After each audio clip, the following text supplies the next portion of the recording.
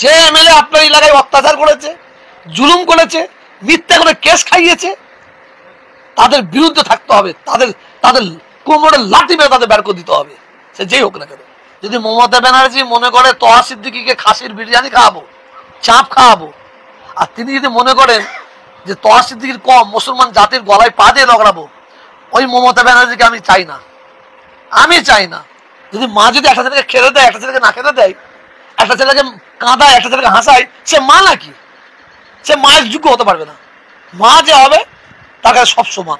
এই পুজো কমিটি কেউ পড়া যায়নি, কেউ মমতা ব্যানার্জিকে পড়া যায়নি, কিন্তু না চাইতো 1,10,00,000। দীঘায় কেউ বলেনি যে একটা জগন্নাথ মন্দির করতে হবে, জগন্নাথ মন্দির, আবার নিউ টাউনে আবার একটা হচ্ছে, কিন্তু আমাদের দীঘায় কেন মসজিদ হবে না?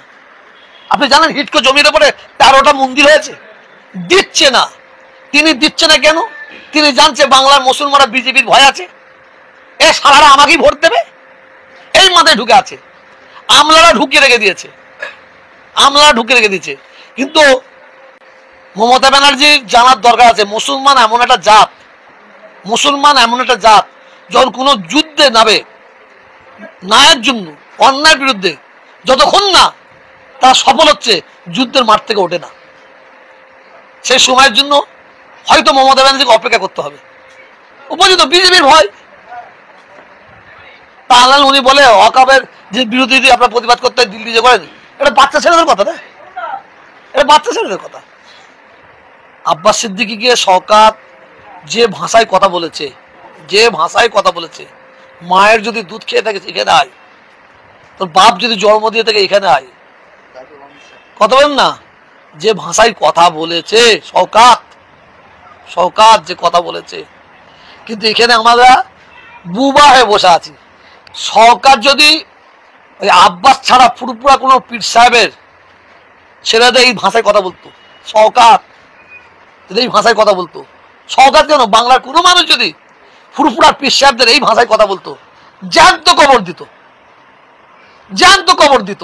আমরা দিতাম না, আমাদের ভক্তরা দিত। কি দিতে না, দিতে নেই, আওয়াজ দিয়ে বলো, দিতে না। আমি একটা মুসলমান, আমি আল্লাহ বিশ্বাসী মুসলমান। আকাশে মেঘ উঠলে আমি বলতে পারবো না পানি হবে, আমি বলতে পারি পানি হবার সম্ভাবনা আছে, আমি বলতে পারি। তো এবারে 2026-এ ভোট হবে, সব পার্সেন্টেজ কমবে, সব এমএলএদের পার্সেন্টেজ কমবে, নাম্বার 1। দ্বিতীয় বলতে পারি নওশাদ ভাঙড়টা জিততে পারে, আরো দু একটা সিট দিতে পারে, আর সিপিএম শূন্য, কংগ্রেস শূন্য, ওদের খাতা খুলতে পারে। মানুষ এখন হাসে মুখ দিয়ে চলে না, ছোট থেকে বড় পর্যন্ত সবাই স্বাবলম্বী হয়েছে, জ্ঞানী হয়েছে, সব জানতা হয়েছে। আমি মানুষের কাছে দাবি রাখবো, বিজেপি নেই, কংগ্রেস নেই, সিপিএম নেই, তৃণমূল নেই, 2026-এ ওই ব্যক্তিকে আপনারা ভোট দেবেন, ওই ব্যক্তিকে। একই জায়গায় আমাদেরকে এই ধর্মতলা চত্বর থেকেই কনস্টিটিউশন প্রোটেকশন ফোরামের নেতৃত্বদেরকে, বিধায়ক পীরজাদা নওশাদ সিদ্দিকী সহ আর অন্যান্য নেতৃত্বদেরকে কিভাবে পুলিশ আক্রান্ত করেছে এবং তাদেরকে টেনে হিঁচড়ে পিছন ভ্যানে করে তুলে নিয়ে গিয়ে তাদেরকে জেল কাস্টাডি দেওয়ার চেষ্টা করেছিল, পিসি নেওয়ার চেষ্টা করেছিল, কিন্তু তারা 24 ঘন্টা পর তারা জামিন পেয়েছে। আমরা ভুলে যাইনি। একই রকমভাবে আমরা আজকে এখানে জমায়েত হয়েছে, আজকে আমরা এখানে ধর্ণামঞ্চ করছি, এবং আজকের এই ধর্ণামঞ্চই আমাদের আন্দোলনের শেষ নয়, আন্দোলনের শুরু। এইখান থেকে আগামী দিনে পূর্ববর্তী বক্তারাও বলেছেন যে প্রত্যেকটা ব্লকে ব্লকে, প্রত্যেকটা গ্রামে, প্রত্যেকটা মহল্লায়, প্রত্যেকটা শহরে, প্রত্যেকটা ইউনিভার্সিটির ক্যাম্পাসে, প্রত্যেকটা কলেজের ক্যাম্পাসে আমরা এই কনস্টিটিউশন প্রোটেকশন ফোরামের সংবিধান বাঁচানোর আন্দোলনকে ছড়িয়ে দেব। আমি ছাত্র নেতৃত্ব হিসাবে আজকে আমাদের ছাত্রদের উপরে যেভাবে সংবিধানের বিভিন্নভাবে আমাদের ছাত্রদেরকেও বিভিন্ন, আমার পেছনে বসে রয়েছেন আলিয়া বিশ্ববিদ্যালয়ের ছাত্ররা, তাদেরকে একাধিকবার ক্যাম্পাসের মধ্যে আক্রান্ত করা হয়েছে শাসক দলের ছাত্র সংগঠনের দ্বারা, একাধিকবার। আমাদের সংগঠনের স্টুডেন্টস ফ্রন্টের আমাদের ইউনিটের সদস্যদের যেমন আক্রান্ত করা হয়েছে, একইভাবে অন্যান্য সাধারণ ছাত্রছাত্রী, এমএসইউ ছাত্র সংগঠন, তাদেরও নেতৃত্বদেরকে আক্রান্ত করা হয়েছে। আজকে এই সরকার শুধুমাত্র নিজের স্বরকে প্রতিষ্ঠা করার জন্য সমস্ত বিরোধী স্বরকে বারবার বারবার করে আক্রান্ত করছে, সেটা কি কেন্দ্রের বিজেপি সরকার কি রাজ্যের তৃণমূল সরকার। এই দুই সরকারের বিরুদ্ধে ঐক্যবদ্ধ গণ আন্দোলনের মাধ্যমে আমাদেরকে সংবিধান বাঁচানোর লড়াইকে ত্বরান্বিত করতে হবে। এই আন্দোলনে আজকে ক্যাম্পাসের গেট থেকে আর রাস্তা, কলেজ স্ট্রিটের রাস্তা, আজকে ধর্মতলার রাস্তা, সমস্ত কিছু একাকার হয়ে যাবে। এই শপথ আমরা স্টুডেন্টস ফ্রন্টের পক্ষ থেকে ছাত্র প্রতিনিধি হিসেবে আমি নিচ্ছি, এবং আগামী দিনে এই ধর্ণা মঞ্চে, এই কনস্টিটিউশন প্রোটেকশন ফোরামে আমরা স্টুডেন্টস ফ্রন্ট আমাদের সর্বত দিয়ে পাশে থাকব। আমাদের কলেজ ক্যাম্পাস, ইউনিভার্সিটির ক্যাম্পাস, স্কুলের ক্যাম্পাস আমরা এই রাস্তায় এনে হাজির করব। এই কথা বলে আমি আমার বক্তব্য শেষ করছি।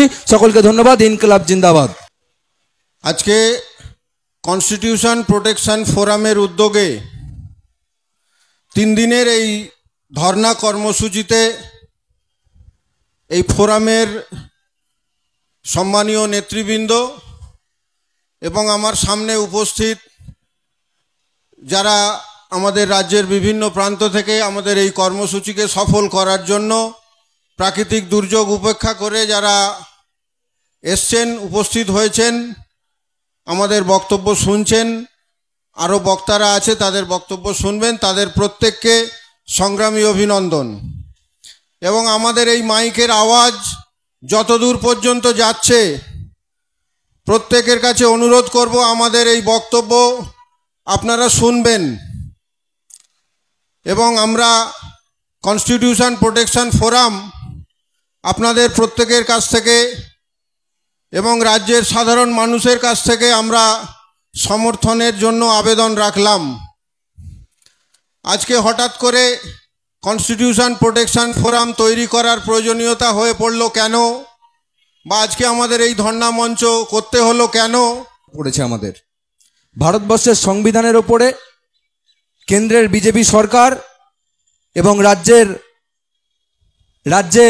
তৃণমূল সরকার যেভাবে একের পর এক জনবিরোধী বিল নিয়ে এসে সংবিধানের ওপরে আক্রমণ নামিয়ে আনছে, তার বিরুদ্ধে আজকের আমাদের এই ধর্ণা মঞ্চ।